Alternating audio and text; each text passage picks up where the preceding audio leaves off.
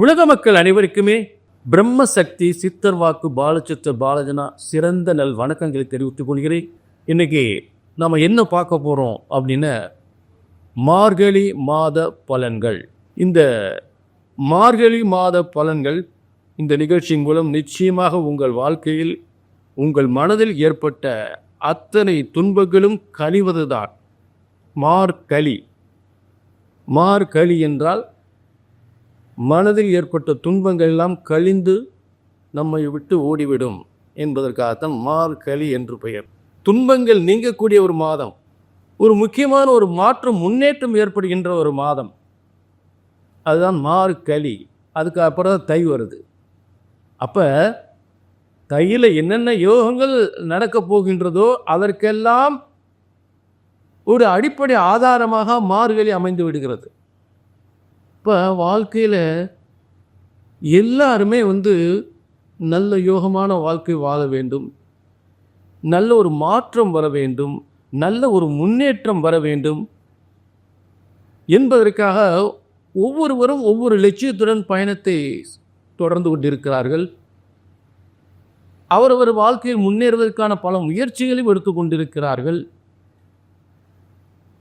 அப்படிப்பட்ட முயற்சிகளை செய்து தோல்வி அடையும் போது, நடக்கவில்லை என்று தோல்வி அடையும் பொழுது மனவேதியுடன் ஒரு 4 அவரை அந்த ஜோசியரை பார்ப்போம், ஒரு 4 ஜோசியரை பார்ப்போம் அப்படின்னு ஒரு 4 பேர் பார்க்குறாங்க. பார்த்து சொன்னது நடக்கலை அப்படின்னு சொல்லும்போது என்ன ஜாதகம் ஜோசியம் பார்த்து அப்படின்ற வேதனை உங்களுக்கு ஏற்பட்டு போகுது. அது உண்மையில் ஒரு வேதனையான விஷயம். என்னுடைய 30 ஆண்டு கால அனுபவத்தில் பார்த்துட்டேன். என்ன உங்களுக்கு இந்த நிகழ்ச்சியில் என்ன சொல்ல போகிறேன்? ஜோதிடம் ஒருபோதும் தப்புவதில்லை, தவறுவதில்லை. ஐயா நீங்கள் சொல்கிறீங்க பாருங்க, என் பையன் படிச்சுட்டு 4 வருஷமாக வேலை இல்லாமல் இருக்காங்கய்யா, அவனுக்கு எப்போ வேலை கிடைக்கும் சொல்லி நாங்களும் ஒரு 4-5 ஜோசியருக்கு மேலே பார்த்துட்டோம். நாங்கள் பார்க்காத ஜோசியர் கிடையாது. அவங்க சொன்ன மாதிரி வேலையை கிடைக்க மாட்டேங்குது. ஆனால் பிறக்கும்போது அரசாங்க வேலைக்கு பிறந்திருக்கான் அப்படின்றாங்க. ஆனால் அவனுக்கு வேலையை 4 வருஷமாக படிச்சுட்டு வேலை இல்லாமல் இருக்கான். இப்போயே வயசு அவனுக்கு 27 வயசு ஆகி போச்சு. அவனுக்கு என்றைக்கு கல்யாணம் முடிக்க, என்றைக்கு வேலை கிடைக்கும், என்றைக்கு நான் கல்யாணம் முடிக்கிறது? அதே போல் பொம்பளை பிள்ளை படிக்கிற பிள்ளைய, நல்ல படிக்கிற பிள்ளையை நிப்பாட்டிட்டு நாங்கள் கல்யாணம் பண்ணுறதுக்காக வரன் பார்க்க ஆரம்பித்தோம். நான் மேல் படிப்பு படிக்கணும்னு சொல்லிச்சு, வேண்டாம்ப்பா காலாவது கல்யாணம் முடிக்கணும்னு சொல்லி, இல்லை நீங்கள் நம்ம குடும்ப கஷ்டத்துக்காக நான் மேலே படித்து நான் வேலைக்கு போகணும்னு நினைக்கிறேன் அப்படின்னு போய் எங்களுக்கெல்லாம் உழைச்சி போட வேணாம், நாங்கள் பார்த்துக்குறோம், பொம்பளை பிள்ளையை காலாவது கல்யாணம் முடிக்கிறது எங்கள் கடமை அப்படின்னு சொல்லி பொண்ணுக்கு மாப்பிள்ளை பார்க்க ஆரம்பித்தோங்கய்யா. 1 வருஷமா 2 வருஷமா பொம்பளை பிள்ளைக்கு 21 வயசில் மாப்பிள்ளை பார்க்க ஆரம்பித்து 5 வருஷம் ஆகி போச்சுங்கய்யா, இன்னும் கல்யாணம் முடியலை. அப்போ நாங்கள் ஒரு முயற்சி பண்ணி கல்யாணம் முடியலை. உங்களை மாதிரி ஜோசியர் அவரை பார்த்தா கல்யாணம் முடியுமா, இவரை பார்த்தா கல்யாணம் முடியலை.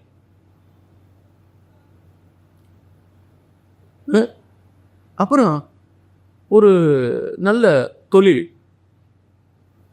தொழில் வைக்கணும், ஒரு ஜோசியர் பார்த்து தொழில் பரணி வச்சும் தரணி கட்டியாலும் பிரமாதமாக இருக்கும் அப்படின்னு சொந்த தொழில் வைக்கலாம்னு சொல்லி சொந்த தொழில் வச்சு. ஆக இப்படிப்பட்ட எத்தனையோ முயற்சிகள், ஒரு கல்வி முயற்சிகள், ஒரு வேலை வாய்ப்புக்காக, ஒரு திருமணத்திற்காக, ஒரு கணவன் மனைவி பிரச்சனைகளுக்காக இந்நேரம் பார்த்து இத்தனை பொறுத்து கல்யாணம் முடிச்சுட்டோம், புருஷன் முன்னாடி சேர்ந்தே வாழ. அப்புறம் கல்யாணமாகி நல்ல பொருத்தம் பார்த்தா கல்யாணம் முடிச்சு வச்சோம், பொம்பளை பிள்ளைக்கு குழந்தை இல்லை. ஆக மாமனார் மாமியார் வீட்டில் ஒரே பிரச்சனை, குழந்தை இல்லைன்னு ஒரே பிரச்சனை. அடுத்த சிலருக்கு சொத்து பிரச்சனைகள். இந்த சொத்து பிரச்சனை முடிஞ்சாதான் பொம்பளை பிள்ளை கல்யாணம் முடிச்சு வைக்கணும் அப்படின்றது எத்தனையோ பேர். நல்ல வசதி வாய்ப்பாக இருக்கக்கூடிய ஒரு புறம் இருக்கட்டும், ஒரு சொத்து கைக்கு வந்தால் தான் அந்த சொத்து பிரச்சனை முடிஞ்சால் சொத்தை விற்று பிள்ளைகளுக்கு கல்யாணம் முடிக்கணும், இல்லை வேலைக்கு பணம் கட்டணும், இப்படியெல்லாம் பல பிரச்சனைகள்லாம் இருக்குது. அதுலலாம் இதுக்காக எத்தனையோ போராட்டங்கள் பண்ணி எத்தனையோ ஜாதகத்தை போய் பார்த்து அது நடக்கலை. அதாவது இந்த முயற்சியெல்லாம் பண்ணி நடக்கலைன்னா ஜாதகத்தை பார்த்தா எப்போ நடக்கும் தெரிஞ்சுக்குவோம் அப்படின்னு போய் முயற்சி பண்ணும்போது எதுவுமே நடக்கலை, அவர் சொன்ன நடக்கலை, இவர் சொன்ன நடக்கலை அப்படின்ற வேதனைகள் வந்தது. அந்த வேதனை தான் இங்கே வரக்கூடாது வரக்கூடாது வரக்கூடாது. இதுக்கு நான் என்ன உத்தரவாதம் தரேன்? ஜோதிடம் ஒருபோதும் தப்புவதில்லை, தவறுவதில்லை. அப்புறம் ஏங்க நடக்கலை? நல்ல கவனிங்க. இது பிரம்மசக்தி சித்தர் வாக்கு ஜோதிடம்.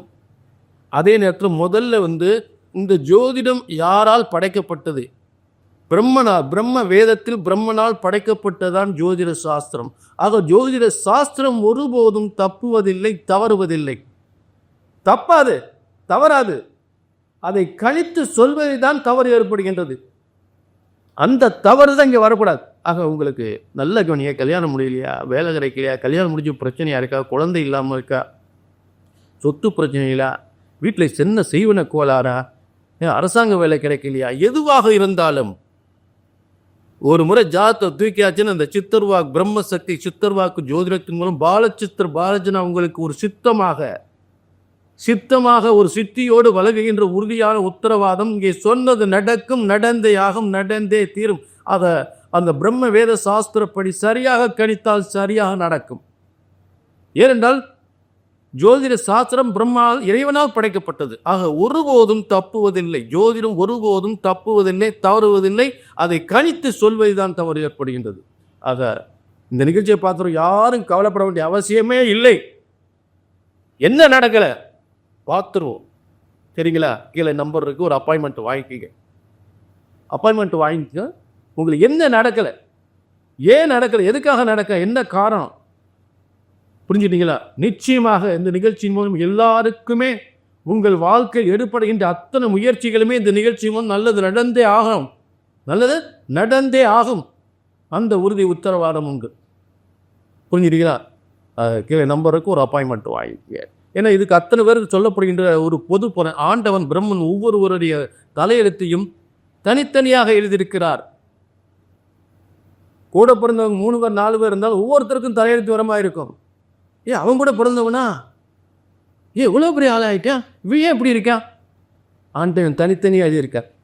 ஆக கவலை வேண்டாம், எல்லாருக்கும் இந்த நிகழ்ச்சி நல்லது நடக்கும், நடக்கும், நடந்தே ஆகும், நடந்தே தீரும். வாழ்க வளமுடன் எல்லாரும். அதை இப்போ நம்ம பலனுக்கு தொடரும். அடுத்து ஒவ்வொரு ராசிக்கு பலனுக்கு தொடரும். மார்கழி மாத பலன்கள். இந்த மார்கழி மாத பலன்களை யாருக்கு பார்க்க போனோம்னா தனுசு ராசிக்கு. நல்ல கவனிக்க. 16/12/2024 ஆரம்பிக்கின்ற மார்கழி மாதம் 13/1/2025 புத்தாண்டில் நமக்கு முடிவடைகிறது. மார்கழி, மனதில் ஏற்பட்ட துன்பங்கள் கழிய போகிறது, கழிந்து ஓடப்போகிறது. நல்ல முன்னேற்றங்கள் வரப்பெறப் போகிறது. நல்ல மாற்றங்கள், நல்ல முன்னேற்றங்கள், நல்ல யோகங்கள், சிறந்த ஒரு யோக காலமாக அமையப் போகிறது. கழிகிறது, துன்பங்கள் கழிகிறது, இன்பங்கள் பெருகுகிறது. அதுதான் மார்கழி. அதற்கு இன்னொரு அர்த்தம் மாறி கழிந்தது. மாறி கழிந்தது என்றால் மழை கழிந்தது, அதான் மார்கழி. புரிஞ்சுட்டீங்களா? ஆக இதனுடைய அர்த்தமாக இந்த மார்கழியில் மார்கழியில் கடைசி பகுதியான 29ஆம் தேதி, மார்கழி 29 போகி பண்டிகை. அதனுடைய அர்த்தம் என்ன? வீட்டில் ஆகாத போகலாம் எரிக்கிறது.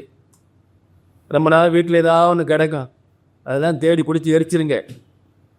அப்போ கெட்டதெல்லாம் நம்ம விலகும். ஏதாவது ஆகாத போது ஏதாவது ஓரத்தில் கிடக்கும், அதெல்லாம் எடுத்து எரிச்சு பண்ணும். அதான் போகி பண்டிகை. மறுநாள் தை பொங்கல். தை பிறந்தால் வழி பிறக்கும். இப்படிப்பட்ட தனுசு ராசிக்கு, குருவின் வீடான தனுசு ராசிக்கு மிகப்பெரிய நன்மை யோகங்கள் எதிர்காலம் மிகப்பெரிய சிறப்பாக போகிறது. மிகப்பெரிய முன்னேற்றம் அடைய போகிறீர்கள். காலச்சக்கரத்தின் மாற்றங்கள், கால கிரகங்களின் மாற்றங்கள் தனுசு ராசிக்கு மிகப்பெரிய ஒரு மாற்றத்தை ஏற்படுத்த போகிறது. 2025, அதாவது முற்பாதி, மார்கழியின் முற்பாதி 2024, பிற்பாதி 2025. ஆக 2024 ஏற்பட்ட சோதனைகளுக்கெல்லாம் விடிவு காலமாக முன்னேற்றம் பெறுகின்ற காலமாக 2025 அமையப் போகிறது. இந்த மார்கழியில் 2 கிரக மாற்றங்கள் மட்டும்தான். ஒன்று உங்களுடைய தொழில் ஸ்தானாதிபதி புதன், அதாவது 7-10க்குரிய புதன் உங்க இடத்துக்கு வர, தனுசு ராசிக்கு வர. இதுதான் மிகப்பெரிய வெற்றி. 7-10க்குரிய ஒரு 7ஆம் இடத்து அதிபதியும் 10ஆம் இடத்து பதியும் உங்க இடத்துக்கு வந்தாச்சுன்னா மனைவியால் யோகங்கள், தொழிலால் யோகங்கள், கூட்டு தொழில் யோகங்கள், ஏற்றுமதி இறக்குமதி தொழில்கள். புதன் தொழில் வியாபாரம் வருமானத்துக்குரியவர், முன்னேற்றத்துக்குரிய அவர் 10ஆம் கேந்திர அதிபதியாக இருந்து 7ஆம் அதிபதியாக இருந்து கேந்திர தசம தொழிற்சானாதிபதியாக இருந்து தனுசு ராசிக்கு வரும்போது தொழில் வெற்றிகள், வருமான வெற்றிகள், முன்னேற்றங்கள் அதிகப்படக்கூடிய காலங்களாக உறுதியாக அமையப் போகிறது. மார்கழி மாதத்தில் கண் முன்னே பல வெற்றிகளை காணப்போகிறீர்கள்.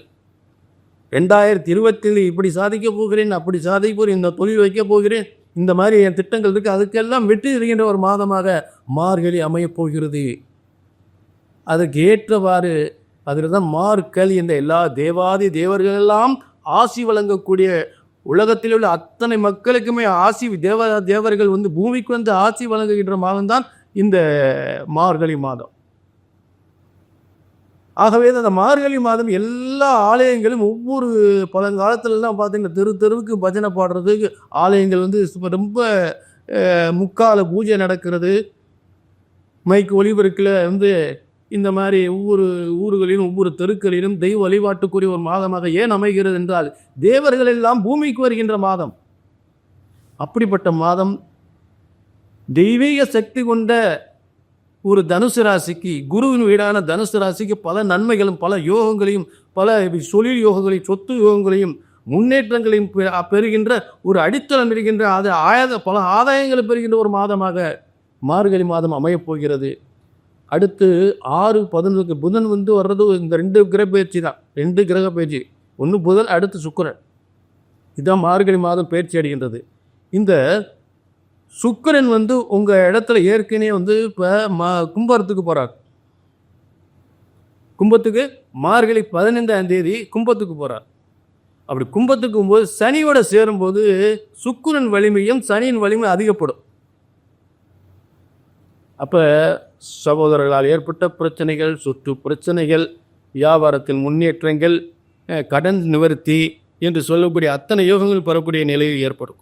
புரிஞ்சுட்டீங்களா? இதுதான் அந்த 2 மார்கழியில் இதுக்கு ஏற்படுகிட்ட ஒரு விசேஷமான மாற்றங்கள். உங்களுக்கு மேலும் வந்து மார்கழி 29-13-1-2025 போகி பண்டிகை இதனுடைய அதை உறுதிப்படுத்துகிறது. மனதில் மார்கழி என்றால் மனதில் ஏற்படும் துன்பங்கள் நீங்கி புதிய முயற்சிகள், புதிய சாதனைகள் எல்லாம் வெற்றி பெறக்கூடிய, புதிய முயற்சிகள் வெற்றி பெறும், புதிய சாதனைகள் வெற்றி பெறும், புதிய வேலை வாய்ப்பு, புதிய தொழில்கள், புதிய திருமண வாழ்க்கைகள் என்று அத்தனை யோகங்களை ஏற்படுத்தக்கூடிய ஒரு புதிய மாற்றமாக ஏற்பட போகிறது. எல்லாம் தயாராக 2025 பிறக்க போகுது, எனக்கு இது நடக்க போகுது, இதை செய்ய போகிறேன், இப்படி செய்ய போகிறேன், இது பூரா வெற்றி பெறணும்.